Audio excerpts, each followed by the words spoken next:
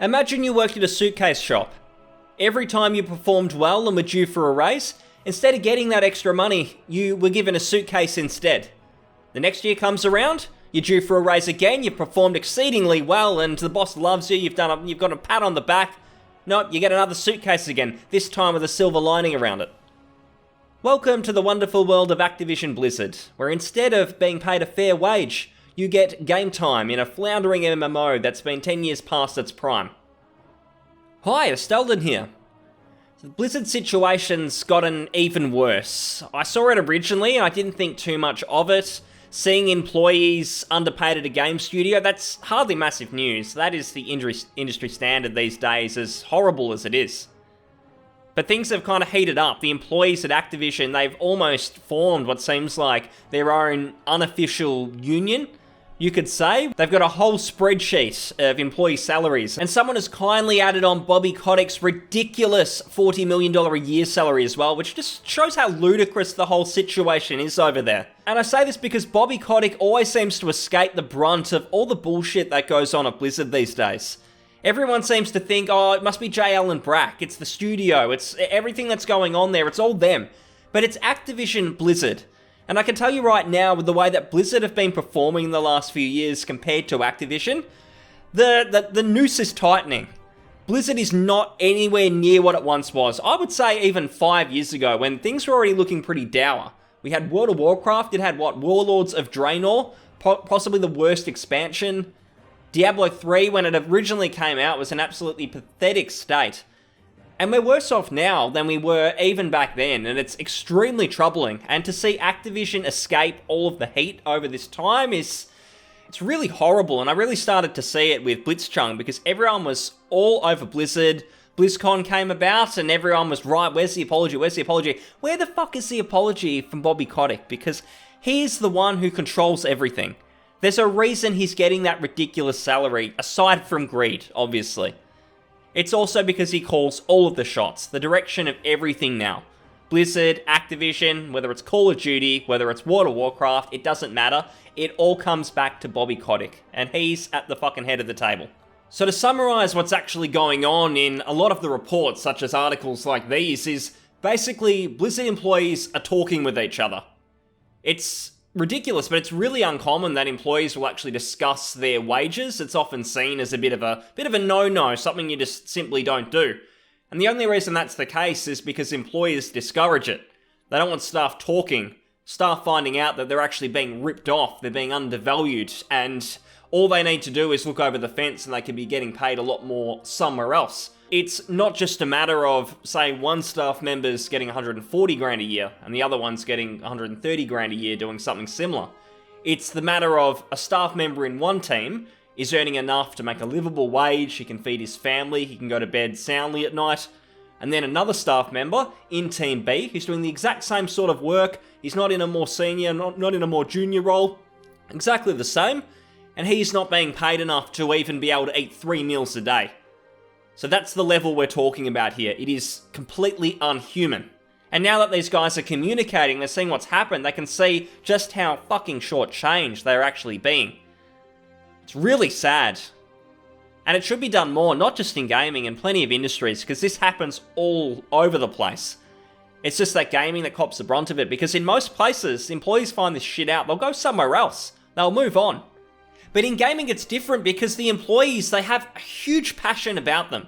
They feel they owe something to their fans. They owe the community something as a whole, and they don't want to disappoint them. They want to get these games out. They want to make them the best they can possibly be.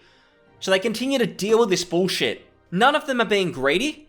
They just want an industry standard wage. And you can see it here.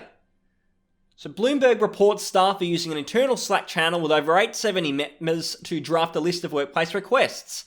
And those demands include fair pay. Wow. Can you imagine a scenario where you've got to make a whole list, you've got to make demands for fair pay? They're not asking for extra staff lunches or a trip to the zoo. They just want a fucking fair wage. The absolute bare minimum that Activision should be providing. And instead of getting it, they're getting fucking game time in games like World of Warcraft. Why do they have to pay for those things to begin with? Is that not like a staff expense? to go and play these games so that they can learn more about what they're doing, they can learn more about the community? They have to pay for that? What? That has to be the most pathetic thing I've ever heard about this company. In my last 10, 12 years or so of playing World of Warcraft, I've heard a lot that's come out. It's slowly gotten worse and worse. Just when you think they've hit rock bottom, something else comes out. And it gets even more patronising to me because you see, a Blizzard spokesperson responded to Bloomberg's report with an email statement. We will continue to adapt our compensation to build and keep the workforce our company needs today and tomorrow. We understand that some Blizzard employees have specific requests and we look forward to hearing from them direction. Hearing from them direction. I really hope that the spokesperson isn't also in the accounting department, because this would make a lot of sense when it comes to these wage disparities. Or it might just be the article writer, let's hope so. The truth about Activision Blizzard is Activision itself is basically just a parasite. They leached themselves onto Blizzard. They're essentially buying friends. They had absolutely no goodwill of their own. They're an awful publisher who are just completely focused on the short term. Let's fuck over the customer with this next entry of the game. We want to get as many people to buy it as possible. Fuck integrity. Fuck the long term. Let's forget about looking 5 years in advance and build up a customer base. So instead what they had to do is they had to go out and buy Blizzard and kind of partner with them. And they did that. It was very much like buying friends. Because they had nothing of their own, no one liked them, they attached themselves to Blizzard and all of their fans kind of came over as well. And it's like, alright, now we've got all this goodwill, fantastic. And over the years, those friends have just disappeared and they've gone elsewhere. They've looked at other games. If they were in the MMO genre, they're playing games like Final Fantasy XIV now. If they enjoyed the ARPG genre and games like Diablo, they've moved on to Path of Exile. They might have played Grim Dawn as well, something that's a bit better. I'm a sucker as well, I won't deny it. I still play World of Warcraft, I have been for a long, long time. But I know deep down, looking objectively, I'd be playing something else if I wasn't fucking addicted. For me, this feels like for employees that it's just a straw that's broken the camel's back. They've had to deal with utter bullshit for a long time to keep the passion going. And I want to make real mention here. The teams at Blizzard, the people actually making the games, there's some incredible people amongst those teams. World of Warcraft, for example, I've been watching a lot of developer interviews when it comes to Shadowlands, and regardless of what you think of the expansion and the direction of the game, there is a lot of passion there. Some fantastic developers who I can really tell are just trying to get the best out there for the player. They're listening to people. They're listening to the fans. They want to meet them halfway. That their design vision for what they think is going to be a great game lines up with what the players want. They want to present something special. I can tell with Diablo as well. They've made a lot of effort to try and design the game in such a way that fans are going to be impressed again. That they're going to be back to that Diablo 2 kind of flavour. But they're just hamstrung by what Activision are doing. And the employees, they've been having to fight against that for a long, long time. A lot of the employees on sites like Glassdoor, they've said exactly that the employees at Blizzard, even some of the managers over there, they've been trying their best to do all they can for players to give them the best experience. But it's Activision who shoves the microtransactions down their throat. The pay-to-win mechanics. Releasing games before they're ready. I look at World of Warcraft for a prime example. At the start of the year, there was a content patch called Visions of N'Zoth, and it was not ready. It released, it was a fucking joke. The quests were broken. The encounters they were a complete mess. And Blizzard had to toe the company line. They had to pretend that all of this was to plan, this is what they were doing, but it was just painfully obvious that Activision had forced this out before it was ready, probably because of one of those quarterly numbers reports, whatever they fucking are, where Bobby Kotick goes up and he goes, oh, shareholders, we've made record profits again, even though some of our employees, they had to starve for the week. They had to sleep in their car, I don't know, but we made all this money, so can I have my 40 million now? And year after year, what does Bobby Kotick do? Does he have new revolutionary ways to bring out more games, bring them to more people, quality content that gets more people buying? No, it's cutting the QA department. It's releasing COD on mobile. Activision have done nothing for this industry in a long, long time, other than just continue to dig a massive hole. And eventually, they're going to dig into fucking molten lava, the center of the earth, and it's all going to fucking explode over their faces, because it can't continue. It's ridiculous. These employees, they've been pushed to the brink. What they're doing now, it's a cry for help. It's a desperate measure to try and hope that the public's goodwill and how they responded to Blitzchung and all of these different issues in the mainstream, that they'll finally look to those employees and have sympathy and empathy for them. That ends up meaning that Blizzard have to do something about this. Now that it's out for the general public, we're angry. The employees are angry. The shareholders are even angry because that reputation that it's now putting onto Activision and Blizzard, it's not looking good. And I can tell you, as much as we look at shareholders as these evil entities that just want money, a lot of them see the long term as well. They've planned to invest in Blizzard for a long time, and they want to see that money put to good use. And when it's seen that short-term measures are happening with no way out, they're not happy. They're not pleased that the executive compensation is all being funneled to Bobby Kotick.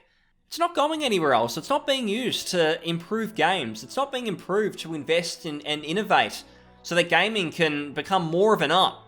Which is really rich because they always use that defense when microtransactions and loot boxes come down on by government bodies. The first thing they do is go, oh, we're just trying to create art here. We're the good guys. When all you need to do is spend 5 minutes on Glassdoor and you can see that they're absolutely fucking evil. And it's disgusting. And I want to show you a first-hand example because I've spent all day, I would say, looking around Glassdoor, looking at what people were saying. And this one really struck out to me. It's quite recent, and it's from someone who's gone quite in depth. And he's talked about the fact that it's a great place to get your foot in the door. They lure you in because, keep in mind, all of the people who want to work at Blizzard, they're passionate. No one gets into game development just for the money. Certainly not the boots on the ground people. They just want to make what they're passionate about it. They're not in it for the dollars and cents. And that's how Blizzard managed to suck these people in, because they're lured in like they're the company that they once were 15, 20 years ago. But it's a facade. They're nothing like it. It's just Activision with different labeling, different logos. They're expected to work massive overtime. Creativity is at an all-time low when it comes to what they want to make versus what Activision want, and having to kind of find that balance. That is all it is now. And this Glassdoor review really hammered that home for me.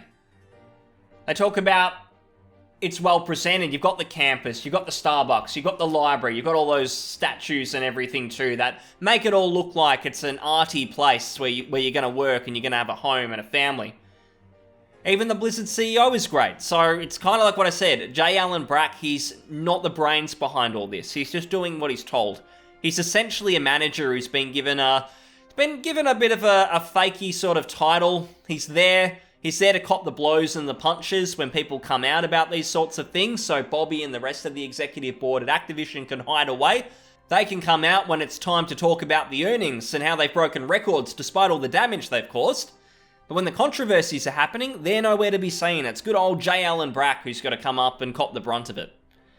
I wouldn't say he's not completely to blame. Essentially, he's still there, he's still doing it. He's certainly not putting his foot down, and it doesn't seem like he's trying to fight this thing, but That's what's happening. I don't blame him for everything, that's for sure. And then we've got the cons, which is the most interesting part, and this is when the shiny, fakey atmosphere works off and this guy realizes he's in a fucking haunted house. Because he knows that the company that he thought he was going to be working for, it's not the same. It's not the dream company to work for anymore, and I was sad to find that out. The culture has changed, and they have been wavering from their well-known core values. Here's where it gets really interesting. Activision is calling the shots now, and unfortunately there's a lot of tension between Activision and Blizzard employees. There's this sort of entitlement that Activision employees have, and Blizzard employees pick up on it. So what it seems like to me is that there's almost like a superiority complex, that people who work directly for Activision, they're the overlords, they're the ones who deserve everything, and the Blizzard employees, they're the pathetic ones. And it's sad to me because I can't think of a good Activision game that's actually come out in many, many years. The last one I can really think of that was an original game, brand new IP, was funnily enough the original Call of Duty. That came out over 15 years ago. It was a niche World War II shooter, a lot of integrity, it broke a lot of new ground, I would say, for what it was doing. It was very realistic. And then within a few years, it turned into a milked cash cow that is a complete shell of what that original game once stood for. I wouldn't be surprised if Activision want to get it out of the library, get it away, because the gamers who come into the fold and they play games for the first time might see just how absolutely amusement park-like the new games are, and they're just designed around getting you to shell out money, weapon skins, whatever it might be. It's certainly not just about a good, fun, well-made game that the employees care about. One of the reasons I think the superiority complex is probably here is because the employees at Activision, they're probably so far past it that there's absolutely no passion left. When you're working on the latest Call of Duty, I can't imagine how you can possibly fool yourself into thinking that you're making something that's going to bring great enjoyment to anyone who's just not addicted to the cycle of shoot, pick up, spend money on microtransaction, rinse and repeat. Whereas the people who still play Blizzard games, even World of Warcraft, they find little things that they really enjoy. Whether it's the raiding, whether it's competing in dungeons or PvP, there are a lot of people who are still doing it. They can't really get the experience somewhere else to the same degree. I say that because I know I used Final Fantasy XIV as an example earlier, and I would probably say it's a much more well-made MMO overall now. But getting the same experience like raiding, it's still quite unique to WoW because no one else wants to invest in that sort of thing. So that's where it's really troubling, and it's just so clear from the Glassdoor review here and all of the other different ones I've read that superiority complex from Activision, it's rubbing off not just from management, it's rubbing off from the employees too, and it's why they're in this fucking boat. And the employees have had to come out and they're hoping that we can help. So raising awareness, talking about this, making sure that we put all the pressure on Activision. And the last thing I want to mention is what they're now going to be doing to BlizzCon. So they couldn't just accept, right, we're going to have to do it again in 2021, late 2021. They're still going to manage to weasel in a BlizzCon early next year. It's going to be a digital-only event. It's likely probably going to cost the same amount of money. Knowing them, they'll still force you to spend a whole heap of money to watch a fucking stream. And what are they really going to announce? Last year, I think they really just tried to make up for the fiasco that was Diablo Immortal, and that year at BlizzCon. So they threw everything at the wall. There was the World of Warcraft expansion, Shadowlands, Diablo 4, Overwatch 2. There was some Hearthstone stuff in there as well, I think. So what are they really going to show at this BlizzCon? There's not really going to be any World of Warcraft news, nothing major, maybe like a content patch, but that's not going to hold a whole show. It's not going to sell and make the ticket actually worth it for a fucking patch.